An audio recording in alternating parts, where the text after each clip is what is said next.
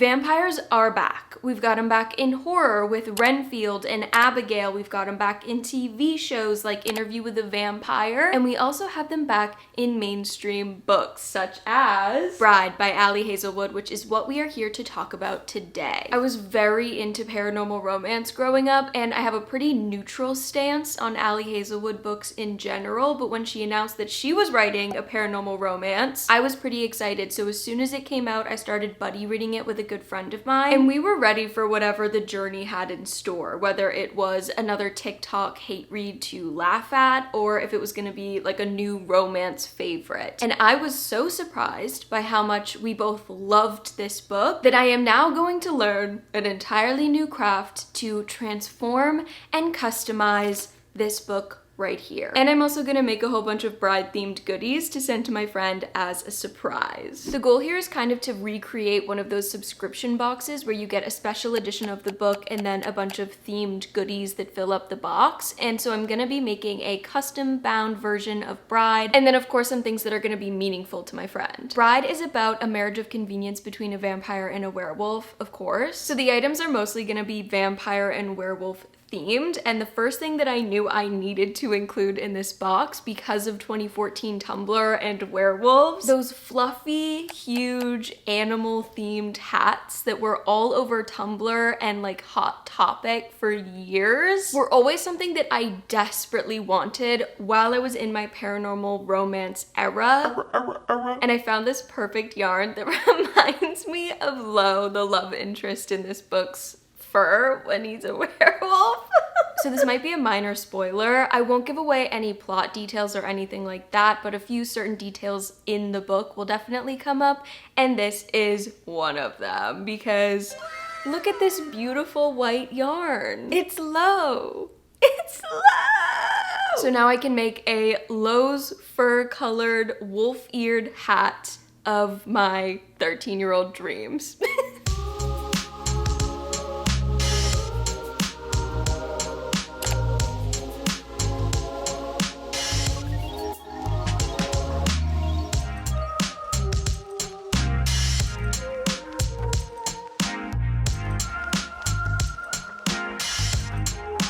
Guys, I finished the hat. Oh my god, it's so cute. It's definitely looking a little bit teddy bear-esque, but I'm hoping that if I can like force the tips of the ears to point a little bit more, then it'll look a bit more wolfish. But it's so cute. It's stretchy, it's soft, it's the color of Lo's fur. What more could you ask for?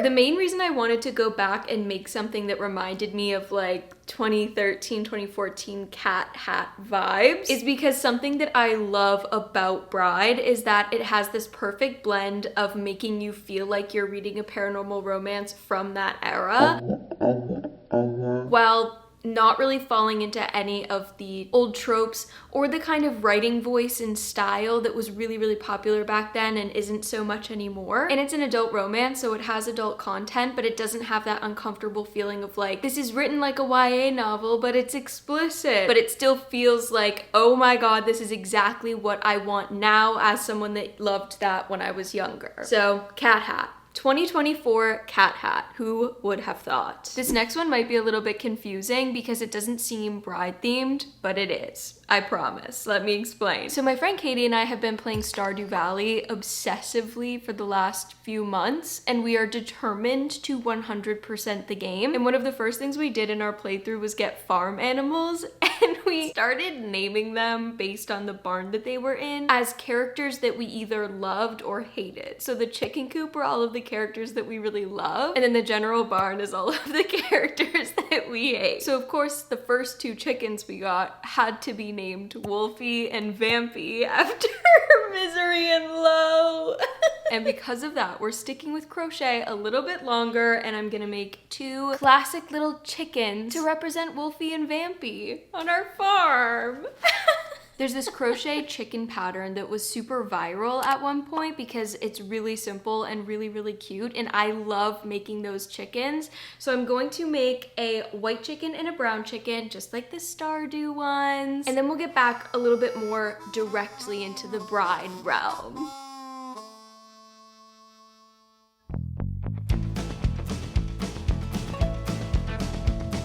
Lo and Misery are so cute. They'll find each other in every universe, even Stardew Valley. I love making crochet chickens, but I will say I need to work on my yarn eye gang because they just look wonky every time I do it, and I see other people do it so normally, so I know that it can be done. It's just like a me problem that I need to deal with, but regardless, I still do love their like head empty chicken gazes. Both chickens are made out of the same size yarn, but they're from different brands, and it just goes to show how much of a difference that can make because these are not the same size chicken, okay? This is a big boy chicken over here. I wanted to make Lo the white chicken because of his wolf fur, but because these are Ali Hazelwood characters, I just feel like he has to be the big tough chicken. But moving on to the last thing that we're going to make before the custom bride book transformation, one of my personal favorite crafts is embroidery, and I really wanted to make a Lo and Misery embroidery portrait type of piece. So I put a little something together on Canva, and this is the vibe. We've got Misery's violet vampire eyes, and of course Lo in the foreground howling at the moon. And I am aware that it kind of looks like he's eating one of her eyebrows, but I don't care because I think it adds a little bit of drama to the piece. I printed out the design on this fabric called Fabri-Solvi that is water soluble, so you can just print whatever your design is, cut it out, and stick it directly onto your embroidery hoop. There are a bunch of different ways to get a design onto a hoop, but when I was first starting out, I had no idea how people were doing it, and it took an embarrassing amount of like tracing on my computer screen before I figured out that you could literally just print it and stick it. But now we know. I think I'm gonna go with the biggest version of the design because there are all of these little contrast points, especially in Lo's fur, that I want to stand out against the embroidery. So that way his fur doesn't just look like a block of white thread, which is a possibility because I have no idea how to shade using embroidery thread. I'm not that advanced here. Also, to make Lo's fur pop, as well as the purple in Misery's eyes, I'm doing this on this icy blue fabric that I think contrasts with the colors really well. And it's gonna be a pretty simple piece, but I think it's gonna be really pretty. Ah!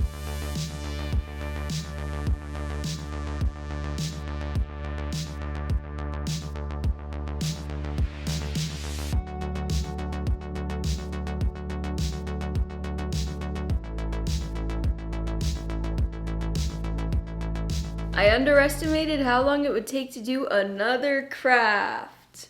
What? Well, I do want to show you where I'm at with the embroidery because I'm almost done. I'm basically done. And this is where we're at. Oh my goodness, she's so cute. Look at him just munching on her eyebrow.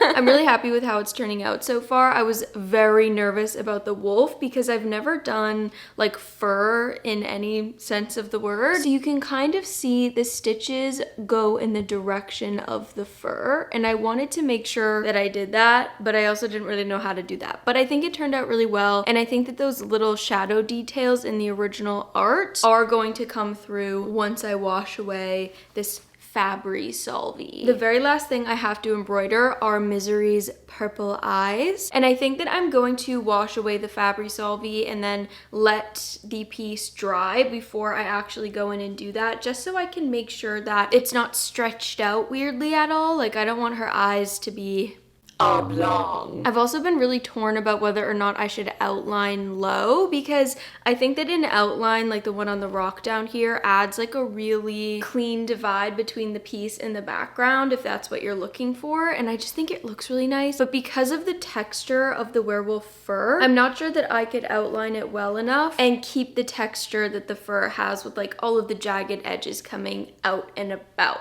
But I will show you the finished piece at the end when we put the box all together, which means that it's finally time to transform bride. It's time to bookbind.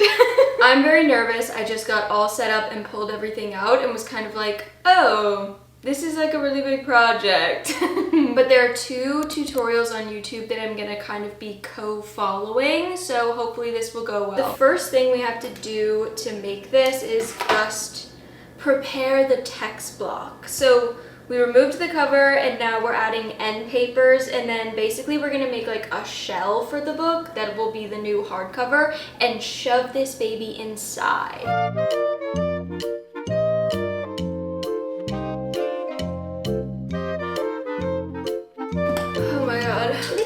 lay it down for a minute, shall we? Just glue everywhere. How do people keep glue not everywhere? In the stand?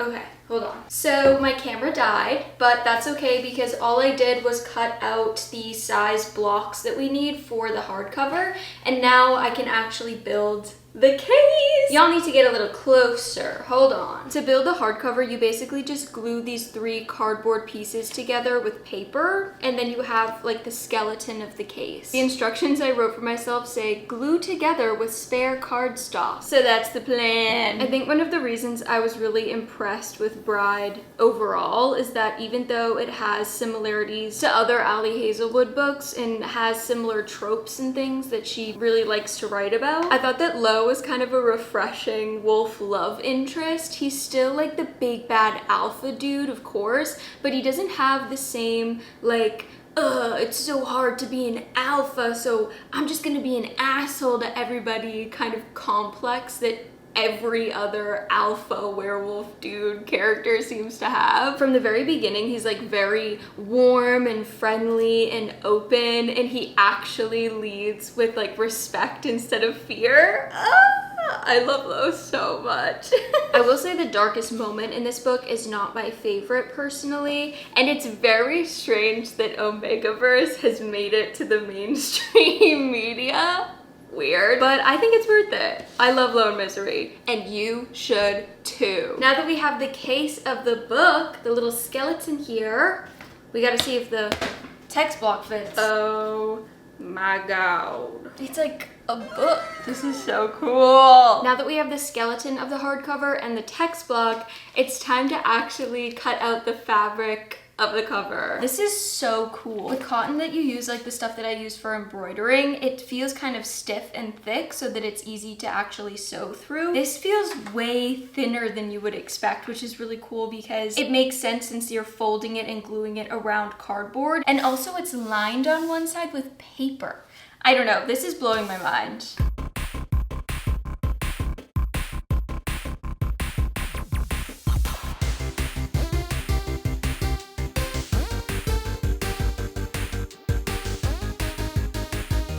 I'm sweating a truly embarrassing amount, but the book has been covered. That is so cool. After that sprint, I need to let all this glue, cotton swabs and white glue dry because this baby is covered in glue on the inside. And then we can come back and put all of it together and add the design. As you can see, I've created a little bit of a mess here, but nothing to worry about because I glued the text block into the case, which means it's time to print out the design. I designed it on Canva, threw it together on the Cricut design platform thing, and now we are going to try to print it out. I literally just have to set the mats up and press go. I'm gonna throw up. As soon as I woke up this morning, I cut out some name tags for the chickens and I ironed on the final design for the custom bride book, which means it's time for the reveal.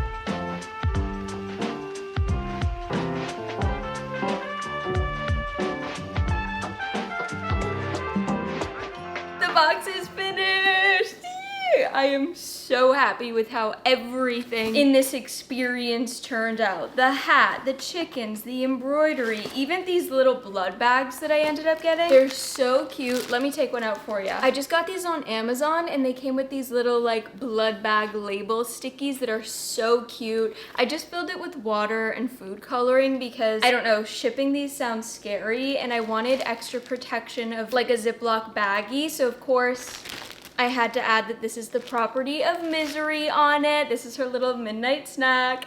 As always, there are things that I would have done differently. I definitely made a couple small mistakes when I was creating the hardcover of this book. Like there's a little corner that didn't get completely covered and things like that. But for a first time binding a book in any way, shape, or form, I'm so happy with how this turned out. I can't stop looking at it.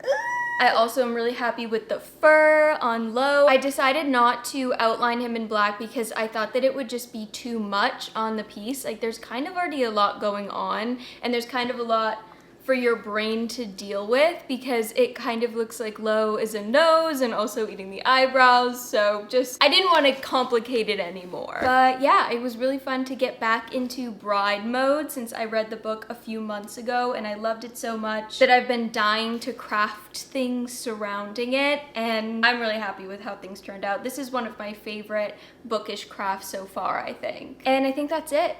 Thank you so much for watching. If you enjoyed, please like, subscribe, comment. I will talk to you and see you soon. Bye!